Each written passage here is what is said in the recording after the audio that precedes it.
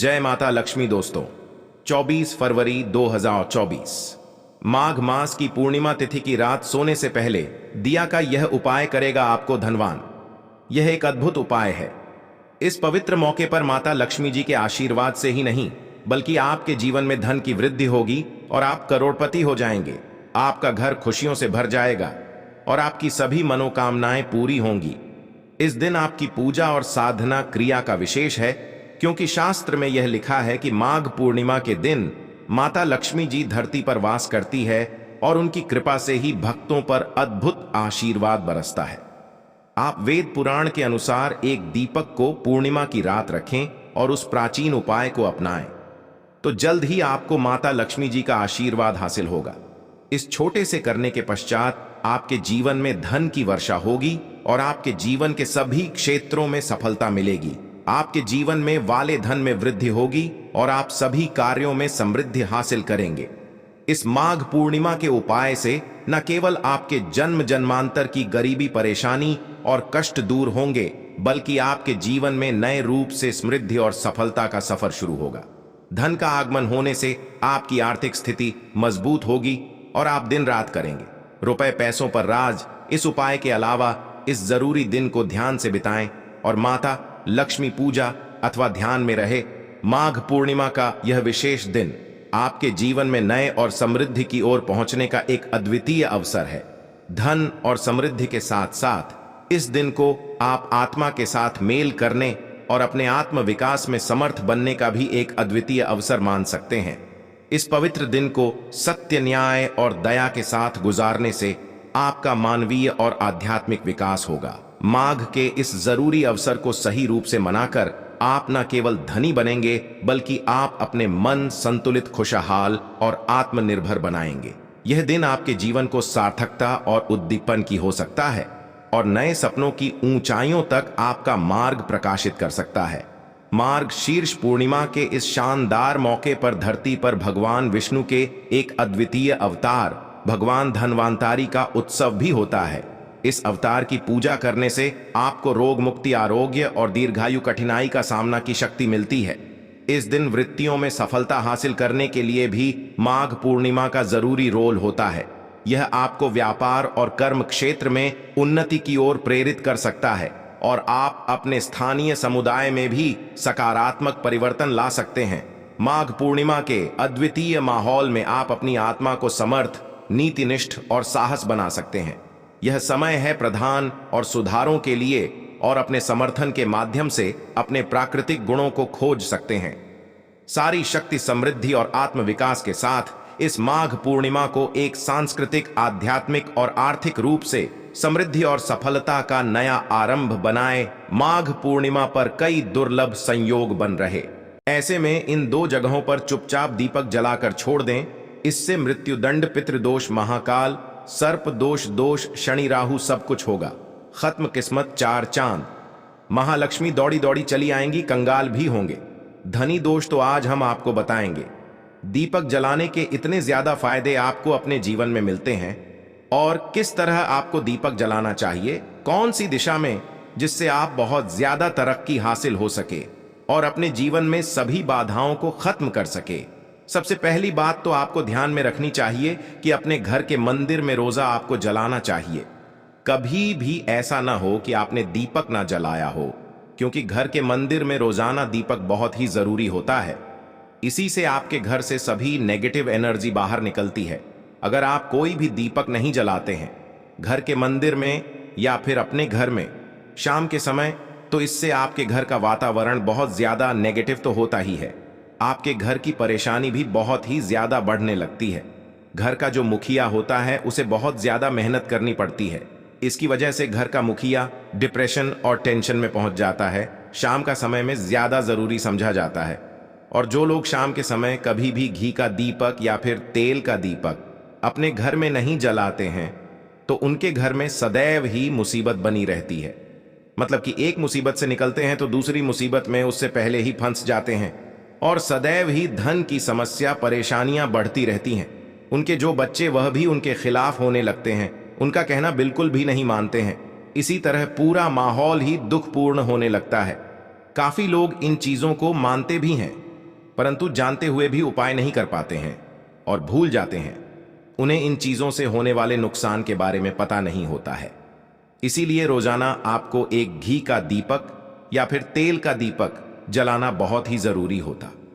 आप नहीं जला सकते तो कोई और मानव भी आपके घर में दीपक जला सकता है, परंतु रोजाना दीपक जलाना बहुत ही होता है। इसी से आपकी सभी नेगेटिव एनर्जी आपके घर से सदैव बाहर रहती है। दोस्त, और शाम का समय ऐसा होता है जिस समय नकारात्मक ऊर्जा बहुत ही ज्यादा प्रबल होती है और आपके घर में प्रवेश कर जाती है। ऐसे में अगर आप घर में या घर के मंदिर में दीपक नहीं जलाते हैं तो नेगेटिव एनर्जी बहुत ही ज्यादा परेशान करती है। आपके सब आम बिगाड़ने लगती है। सूरज डूब जाता है, उसी समय यह नेगेटिव बहुत ही ज्यादा प्रबल हो जाती है। उसी समय आपको मुंह हाथ पैर धोकर दीपक जलाना चाहिए। अगर आप खुद ही कर सकते हैं तो कोई और मानव भी आपके लिए ऐसा कर सकता है। दोस्त, अब जिस घर में बहुत सारे लोग बीमार रहते हैं या फिर बीमारी कभी भी ठीक नहीं होती है, तो यह भी एक संकेत होता है कि आपके घर में बहुत ही ज्यादा नकारात्मक ऊर्जा है जो परेशानियों को, बीमारियों को, मुसीबतों को बहुत ही ज्यादा बढ़ा रही है। सभी चीजों करने के लिए आपको अपने घर में जब सूरज ढल जाता है तो उस समय घी का दीपक या फिर सरसों के तेल का या फिर तेल के का दीपक भी पूर्व दिशा में आप जला सकते हैं। परंतु रोजाना इन चीजों को करना बहुत ही जरूरी है, तभी आपको इसके लाभ मिल पाते हैं।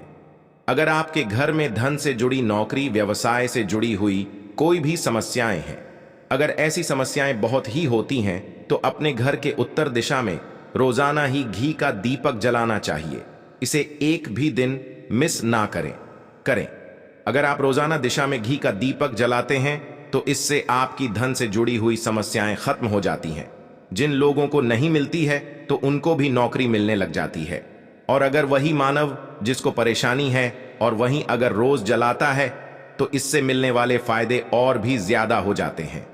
शाम के घी का दीपक या फिर तेल का दीपक जलाना बहुत ही जरूरी होता है।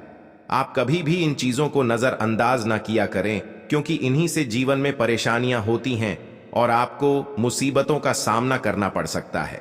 आपको यह जानकर हैरानी होगी कि जो भी घी का दीपक आप जलाते हैं उससे जो निकलने वाली ऊर्जाएं होती हैं वह आपके घर में जब फैलती है तो इससे घर का माहौल एकदम से सुखमय बनने लगता है, पॉजिटिव होने लगता है। घर के सभी लोग शांति से रहने, इसी तरह से जो तेल का दीपक होता है ये भी जब जलता है तो इससे आपके आसपास जितनी भी नकारात्मक ऊर्जाएं हैं वह खत्म है, क्योंकि इन दीपकों निकलने वाली जो ऊर्जाएं होती हैं, धुआं होता है, वह नेगेटिव को बाहर निकालता है और आपके आसपास की एनर्जी को पॉजिटिव बनाता है। ये बहुत ही जरूरी चीजें हैं। शाम के समय कभी भी आप इन चीजों को कभी मिस ना किया ना करें, तभी आप अपने जीवन में सफलता पा सकते हैं और आपकी जितनी भी मनोकामनाएं हैं वह भी पूरी होती हैं। दोस्तों, हम अपने घर के पूजा घर, पूजा पाठ और मूर्ति आदि रखते हैं। दोस्त, मूर्ति का क्या वह होता है, आज हम आपको इस वीडियो के माध्यम से बताने वाले हैं। जिस घर पूजा घर में एक साथ ये दो मूर्तियां होती हैं वहां पर बनता राजयोग और दुनिया आपके कदमों में आ जाती है। कहने का तात्पर्य यह है कि आपको सर्व सुख हासिल हो जाता है जिसकी आपने कल्पना की है, जिसकी आपने कामना मांगी है।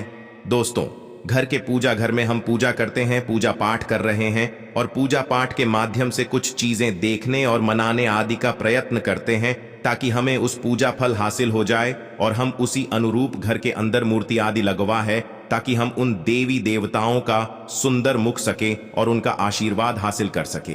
परंतु दोस्तों, अगर हम अपने घर के पूजा घर में इन मूर्तियों के अन्य मूर्तियां वह भी रखते हैं तो तौर पर हमारी किस्मत बद जाती है और देखते ही देखते हमारे जीवन की सारी कंगाली समाप्त होने लगती है। दोस्तों, बात करते हैं उन मूर्तियों के बारे में कि आखिर कौन सी दो मूर्तियां एक साथ में आपको रखनी चाहिए ताकि उसका सच्चा सर्व सुख आपको हासिल हो सके। सबसे पहले किसी मूर्ति की बात करें तो दोस्तों, अगर आप श्री कृष्ण के भक्त हैं और बाल गोपाल मूर्ति रखते हैं तब आपको भगवान कृष्णा के साथ माता रानी राधा जी की मूर्ति भी आपको जरूर रखनी चाहिए। दोस्त, या कृष्णा की अगर आपके घर में तस्वीर है तो उसके साथ राधा जी की भी तस्वीर संयुक्त जोड़े के रूप में आपको लेकर आनी चाहिए। दोस्तों, ये प्रेम और एकता की एक ऐसी अनोखी मिसाल है कि जिस घर इन दोनों की तस्वीरें होती हैं तो समझ लीजिए उस घर के अंदर भी तरह का ग्रह क्लैश नहीं होता है दोस्त। पति पत्नी परिवारजनों के बीच परस्पर प्रेम रहता है और घर में धन धान्य में अपने आप ही वृद्धि होती है। इसीलिए जरूरी समझा गया है, अगर आप भी इन मूर्तियों को रखते हैं तो निश्चित तौर पर आपके जीवन में अपने आप ही फायदा हासिल हो जाएगा। दोस्तों, कई लोग अपने घर में माता लक्ष्मी की पूजा करते हैं तो सोचते हैं कि भगवान विष्णु पूजा करें या ना करें, या फिर उनकी मूर्ति साथ में रखें या ना रखें। तो सदैव भगवान श्री विष्णु जी और लक्ष्मी की पूजा आपको एक साथ करनी चाहिए। दोस्त, देवादिदेव महादेव भगवान विष्णु और भगवान ब्रह्मा जी, तीनों देवताओं सर्वशक्तिमान देवता समझा गया है और त्रिदेव में भगवान विष्णु जी को पूजा जाता है। तो अगर आप अपने घर की पूजा घर में लक्ष्मी नारायण जी की संयुक्त रूप में पूजा करते हैं, निश्चित तौर आपके घर में दिन दुगनी रात चौगुनी वृद्धि देखने मिलती है दोस्त। तो इसीलिए आप विष्णु जी के साथ माता लक्ष्मी जी की पूजा करें। अगर माता लक्ष्मी की अकेली तस्वीर है तो आपको उनके बाएं तरफ भगवान श्री गणेश, भगवान श्री कुबर जी की मूर्तियां तस्वीर अपने घर में जरूर लगानी चाहिए। अगर आप माता लक्ष्मी जी के बाएं तरफ भगवान श्री गणेश जी की मूर्ति लगाते हैं या तस्वीर लगाते हैं तो आप निश्चित तौर पर लाभ हासिल होता है और देख ही देखते जीवन के अंदर की कंगाली समाप्त होने लगती है और धन हासिल के लिए आपको लक्ष्मी गणेश जी की संयुक्त रूप से पूजा चाहिए। समझा जाता है माता लक्ष्मी धन देती है तो भगवान श्री विष्णु रिद्धि सिद्धि का भंडार और वृद्ध का विकास करते हैं। इसी वजह की पूजा बहुत जरूरी मानी गई है दोस्त। तो कई लोग पूछते हैं कि अपने घर में हनुमान जी की तस्वीर या मूर्ति रखें या ना रखें, या उनकी पूजा करें या ना करें। दोस्तों, आपको तौर पर हनुमान जी की अन्य देवी देवताओं के साथ में भी आप मूर्ति या तस्वीर रख सकते हैं। किसी तरह की दो राय नहीं है कि आपके ऊपर हनुमान जी क्रोधित होंगे या नहीं होंगे। दोस्त, इसके अलावा आप प्रभु श्री रामा की तस्वीर भी अपने घर की रखते हैं तो आप हनुमान जी की तस्वीर रखें या ना रखें। हनुमान जी के निमित्त किसी भी तरह की पूजा या पाठ करना हो तो प्रभु श्री राम से कहे, भगवान श्री राम के प्रिय भक्त हनुमान जी हैं और निश्चित पर आपको उतना ही आशीर्वाद हासिल होता है जितना कि आपको हनुमान जी की मूर्तियां का पूजन करने से होता है। या फिर आप क्या करें, श्री राम दरबार की अपने घर में लेकर आए और श्री राम दरबार की तस्वीर का पूजन करें, या उनकी मूर्ति या उनके किसी तरह की कोई चीज आपके पास है तो आप उनका पूजन करें। इसमें सारे देवी देवता आपको हासिल हो जाता है। हनुमान जी से लेकर माता सीता, भगवान श्री राम और अन्य देवी देवताओं का भी आशीर्वाद आपको हासिल हो जाता है। तो निश्चित पर अपने घर के पूजा घर में साथ आप यह तस्वीर रख सकते हैं, आपके जीवन में राजयोग हासिल हो जाती है। दोस्त, इसी तरह अगर आप अपने घर के पूजा घर में या किसी अन्य स्थान पर अगर कोई तस्वीर रखना चाहते हैं और उसे अपने घर में लाभ हासिल करना चाहते तो अपने घर में या पूजा घर में आपको निश्चित तौर पर त्रिदेव की तस्वीरें या मूर्ति एक ही स्थान पर लाकर जरूर रखनी चाहिए।